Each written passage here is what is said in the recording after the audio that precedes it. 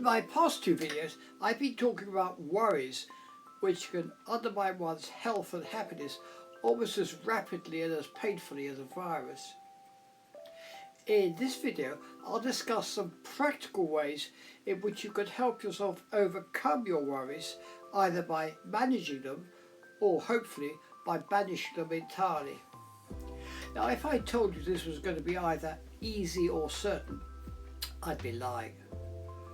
Worrying, rightly described as a waste of the imagination, is one of the most resistant of the enemies that assault us.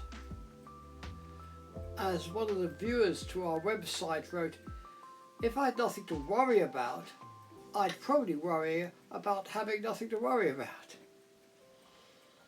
I'm reminded of an old rhyme which I heard when I was a child.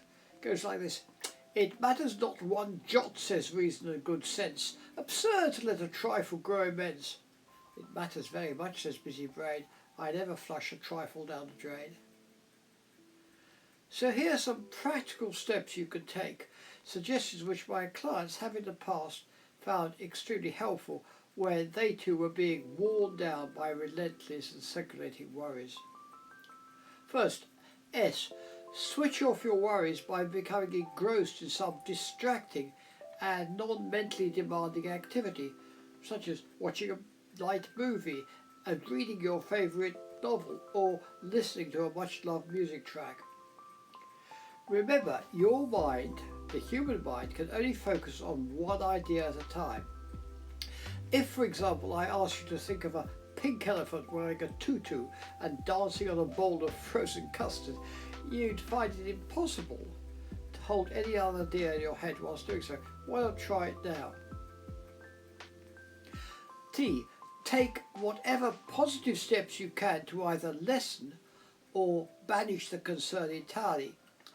Worries often arise in situations where we feel unsure what's going to happen next or powerless to do anything about it. If your worry is, for example, due to something somebody told you, take what steps you can to check it out with a reliable source. As the American street philosopher Josh Billings once remarked, "It ain't so much what folks don't know as what they know just ain't so." Oh, organise a fixed routine for the hour leading up to sleep to ensure a good night's rest, a topic I'll be discussing in greater detail in a later video. Avoid caffeinated drinks, tea or coffee for example. If you do want to drink, try herbal tea such as chamomile. Write down a short list of all the things you have to do in the following day. Avoid any stimulating, emotionally charged topics or conversations just before you go to bed. Wind down slowly in the last hour before getting into bed.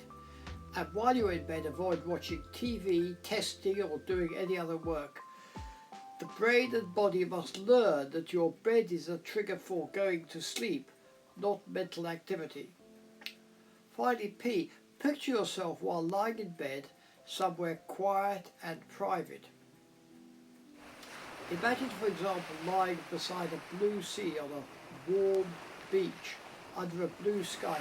Imagine you listen to the surf breaking gently on the foreshore and watching the occasional white fluffy clouds drifting past overhead. Now picture one of your worst worries drifting up to the cloud and darkening it so that it looks like some rain might fall. Before it can, however, a breeze blows the cloud quickly across the sky, taking your worries out of your sight and out of your mind. Put all these together and you'll see they spell the word STOP, S-T-O-P. And this is what you should try to do with your worries. Left unstopped, they will circulate constantly and purposelessly in your brain. If you can stop thinking about them, even for a few moments, they are likely to seem less important each time they return, which hopefully they never will. In my next video, I'll be discussing some further ways of ensuring a good night's rest. Until then, goodbye and thank you very much for watching.